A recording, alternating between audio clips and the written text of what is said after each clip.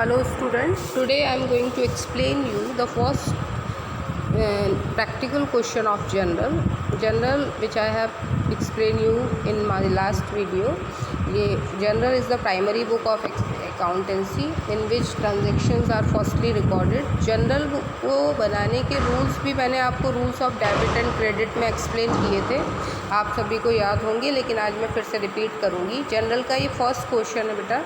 General के इस first question में कुछ ट्रांजेक्शन्स को मैंने यहाँ पर शो ऑफ किया है। सबसे पहला ट्रांजेक्शन जो क्वेश्चन नंबर 1 में है that is started business with cash. तो रूल के according debit what comes in, तो क्या आ रहा है? कैश। बिजनेस में कैश इन्वेस्ट कर रहा है। कौन कैश इन्वेस्ट कर रहा है? Businessman who invest the cash और other asset in business that is called capital. तो कैपिटल के वे में हमारे पास कैश आ रहा है, तो कैश जो चीज़ आए, डेबिट व्हाट कम्स इन, यही रूल है। तो डेबिट हम किसे करेंगे? कैश अकाउंट को डेबिट करेंगे।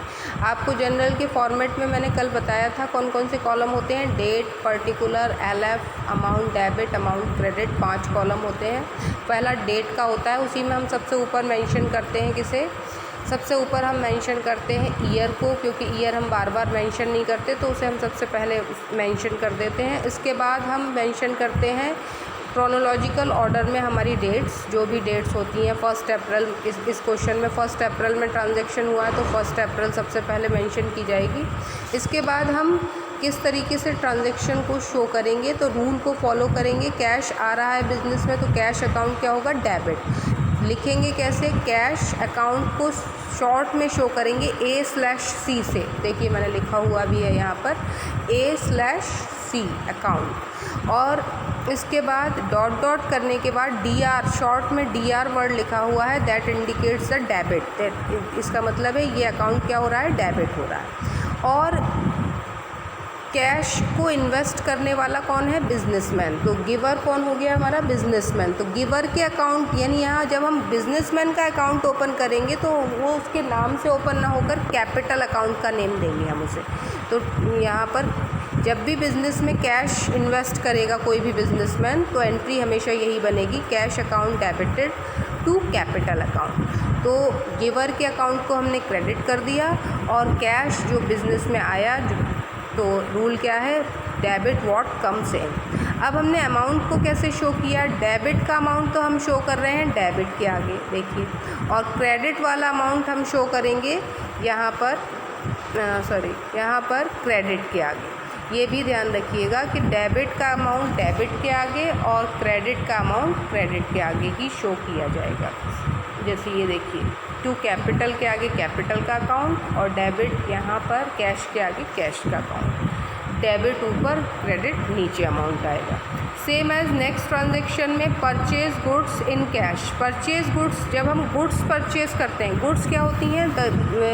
Goods are the articles in which business is manufacturing और ट्रेडिंग देयर बिजनेस। वो सभी आर्टिकल जिसमें एक बिजनेसमैन अपने बिजनेस को रन करता है, चाहे वो कोई भी चीज़ हो, जो भी वो मैन्युफैक्चर करता है, या रॉ मटेरियल जिसको फिनिश्ड गुड में कन्वर्ट करता है, वो सभी बिज़नेस की गुड्स होती हैं। और जब भी गुड्स ख़रीदी जाती हैं तो बिज़नेस बुक्स में अकाउंट ओपन होता है, परचेज़ अकाउंट। और जब यही गुड्स सेल की जाती हैं तो हम अपने यहाँ सेल्स अकाउंट ओपन करते हैं। तो परचेज़ कर रहे हैं हम गुड्स, और कैसे परचेज़ कर रहे हैं? कैश में।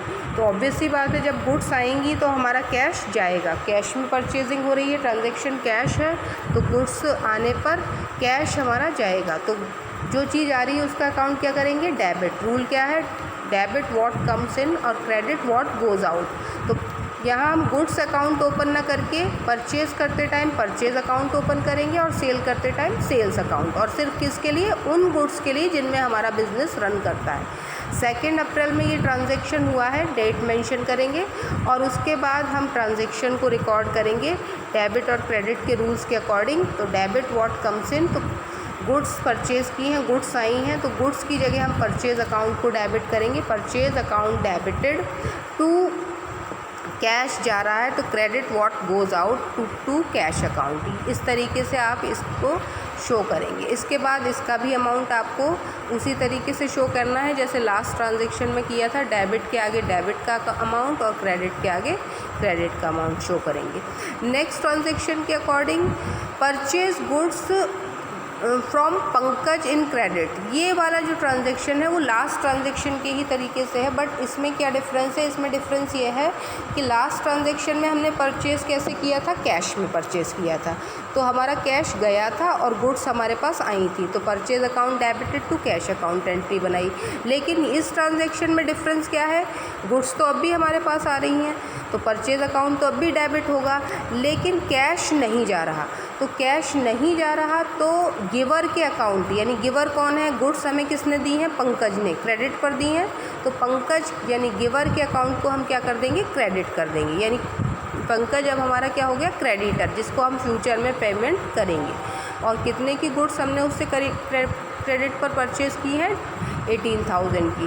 तो डेबिट के आगे डेबिट का अमाउंट शो करेंगे और क्रेडिट के आगे क्रेडिट का अमाउंट शो करेंगे। तो इस तरीके से गुड्स परचेज ऑन क्रेडिट में आप क्या हमेशा एंट्री यही बनाओगे? Purchase account debited to creditors personal account. अब क्रेडिटर कोई भी हो सकता है, पंकज हो, ABC XYZ, किसी का भी नाम हो, उसी नाम को क्रेडिट कर देंगे हम, ये ध्यान रखना है। इसके बाद sales, sold goods on credit, ये ट्रांजेक्शन आपका हुआ है 7 अप्रैल में। अब सीधे 3rd के बाद 5 अप्रैल में ट्रांजेक्शन हुआ है। देखिए, तो आप क्रोनोलॉजिकल ऑर्डर में 4 अप्रैल छोड़ देंगे, 5th में ट्रांजेक्शन को रिकॉर्ड करेंगे। सेल्स करते ही ये ध्यान रखिएगा, जैसे ही सेल करेंगे तो ये सेल्स हम किन गुड्स का कर रहे हैं? जिनमें हम बिज़नेस को रन करते हैं।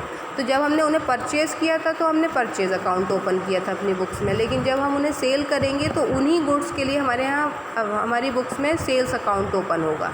अब क्रेडिट पर सेल्स कर रहे हैं तो ये गुड्स हमारी किसको मिल रही होंगी?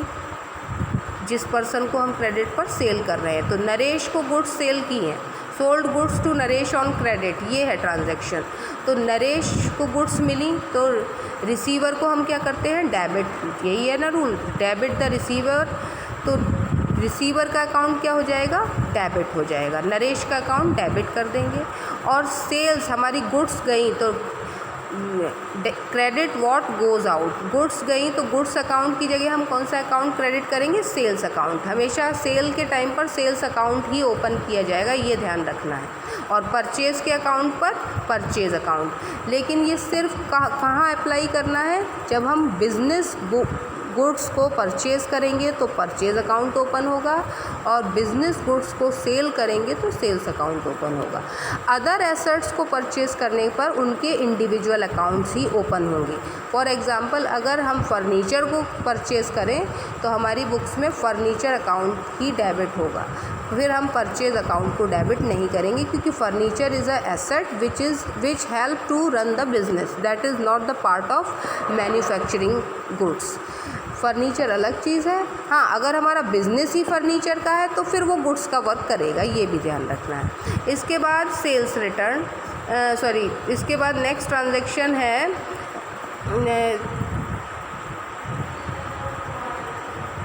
नेक्स्ट ट्रांजैक्शन के according Pankaj return the goods to Pankaj. जो गुड्स हमने पंकज से परचेज़ की थी 3rd अप्रैल को, वो उनमें से कुछ गुड्स हमने पंकज को रिटर्न कर दी। अब रिटर्न कई रीज़न से हो सकता है हमें उसकी गुड्स पसंद ना आई हो सकता है कोई और रीज़न हो। तो जब हमें उसकी गुड्स जब बिजनेसमैन ने गुड्स रिटर्न कर दी तो उनके यहाँ पर अकाउंट ओपन होता है परचेज़ रिटर्न का, और रिटर्न हमने किसको किया है? पंकज को।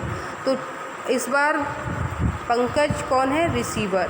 तो यहाँ पर पंकज को हमारी गुड्स वापस मिलेंगी, तो डेबिट द रिसीवर, तो पंकज डेबिटेड, और टू परचेज़ रिटर्न अकाउंट। आप ऊपर देखिए, परचेज़ का अकाउंट हमेशा डेबिट होता है, लेकिन ये ध्यान रखिएगा कि परचेज़ रिटर्न का अकाउंट हमेशा क्रेडिट होता है। परचेज़ रिटर्न क्या होता है? When purchased goods are return to the manufacturer और trader for any reason goods not up to the mark, up to the other reason भी हो सकते हैं कि हमें उसमें प्राइसेस ज़्यादा लगे या गुड्स आने में डैमेज हो गई, बहुत सारे रीज़न हो सकते हैं जिसकी वजह से हमने गुड्स को क्या कर दिया है, वापस कर दिया है।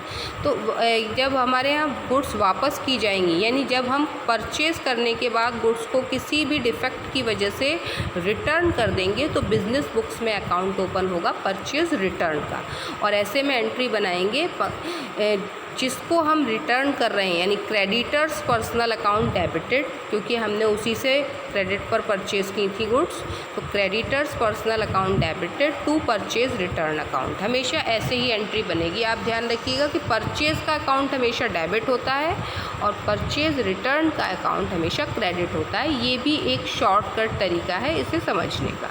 और हमने क्या शो कर दिया, Pankaj debited to purchase return account, इस तरीके से हमने डेबिट का अमाउंट डेबिट के आगे शो कर दिया और क्रेडिट का अमाउंट क्रेडिट के आगे शो कर देंगे। यहाँ पर मैं अभी आपको क्रेडिट वाला अमाउंट भी बता देती हूँ, ये देखिए, ये यहाँ पर क्रेडिट का क्रेडिट के आगे। अब नेक्स्ट ट्रांजैक्शन में हमने sold goods return by Ramesh, तो यहाँ नरेश ने हमसे पहले, ध्यान होगा कि नरेश ने हमसे 7 अप्रैल में गुड्स नरेश को हमने सेल की थी, यानी क्रेडिट पर सेल की थी, तो हमने एंट्री बनाई थी Naresh account debited to sales account. तो अब नरेश जो हमारा कस्टमर है, उसे भी हमारी गुड्स में कोई कमी नज़र आई होगी, तो उसने हमें वापस कर दी, या उल्टा हुआ है, पहले बिजनेसमैन ने अपनी गुड्स किसी अपने मैन्युफैक्चरर को या सप्लायर को क्या कर दी थी, रिटर्न कर दी थी। अब यहाँ पर कस्टमर हमें रिटर्न कर रहा है। When sold goods are return by the customer that is called sales return, तो ऐसे में हमारी बुक्स में कौन सा अकाउंट ओपन होगा, सेल्स रिटर्न का, और सेल्स रिटर्न अकाउंट हमेशा क्या होता है, डेबिट होता है। और हम क्रेडिट किस अकाउंट को करेंगे, उस पर्सन के अकाउंट को करेंगे जिसे हम गुड्स पर रिटर्न कर रहे हैं। तो गुड्स हमारी किसको रिटर्न होकर जा रही है, नरेश को, नरेश से आ रही है हमारे पास, तो sales return account debited to Naresh, यहाँ पर नरेश जो है आपको गुड्स क्या कर रहा है, वापस कर रहा है, तो यहाँ पर नरेश का अकाउंट हम क्या कर देंगे, क्रेडिट कर देंगे, क्रेडिट द रिसीवर, तो नरेश को हम क्रेडिट करेंगे और सेल्स रिटर्न का अकाउंट डेबिट होगा। हमेशा ध्यान रखिए शॉर्टकट तरीका कि सेल्स का अकाउंट हमेशा क्या होता है, क्रेडिट होता है, और सेल्स रिटर्न का अकाउंट हमेशा डेबिट होता है। ये भी एक शॉर्टकट तरीका हो सकता है। सेल्स को हमेशा क्रेडिट किया जाता है और सेल्स रिटर्न को हमेशा डेबिट किया जाता है। दूसरा है, देखिए नेक्स्ट ट्रांजैक्शन में पेड कैश टू अजय, तो अजय को हमने कैश पे किया है, तो कैश किसको रिसीव हुआ, when we are paying amount to any other person, तो receiver will be debited always, तो Ajay debited to cash account. Cash account को हमने क्रेडिट क्यों किया, क्योंकि रूल क्या है, क्रेडिट वॉट गोज़ आउट, तो हमारे यहाँ से क्या जा रहा है, कैश जा रहा है, that is why we are credited the cash account, और इसी तरीके से ट्रांजैक्शन का अमाउंट शो कर देंगे। इसके बाद cash commission receive, next transaction के अकॉर्डिंग कमीशन हमें क्या हो रहा है, रिसीव हो रहा है। कमीशन रिसीव हो रहा है तो कमीशन में हमें क्या मिल रहा होगा, कैश मिल रहा होगा, और जब हमें कैश मिल रहा होगा तो कैश अकाउंट, जब भी कैश आएगा तो कैश अकाउंट क्या होगा, डेबिट होगा, डेबिट व्हाट कम्स इन, तो cash account debited to commission account. Incomes के अकाउंट हमेशा क्या होते हैं, क्रेडिट होते हैं। ये रूल बताया था ना कि लॉसेस और एक्सपेंसेस के account always debited and incomes and profits account always credited. तो कमीशन रिसीव हो रहा है तो ये इनकम है, तो इनकम का अकाउंट क्या हो जाएगा, क्रेडिट हो जाएगा। तो इस तरीके से हम रूल्स को फॉलो करते हुए ये एंट्रीज करेंगे। रूल एक बार फिर मैं दोहरा देती हूँ। Rule number 1, debit the receiver, credit the giver. Rule number 2, debit what comes in, credit what goes out. और rule number 3, debit all the expenses and losses and credit all the incomes and profit. इन rules को follow करते हुए आप general entry बनाएंगे। Format में ही हमेशा बनाएंगे। फॉर्मेट में 5 कॉलम्स हैं, डेट, पर्टिकुलर, एलएफ का फुल फॉर्म होता है लेजर फोलियो, अमाउंट डेबिट और अमाउंट क्रेडिट।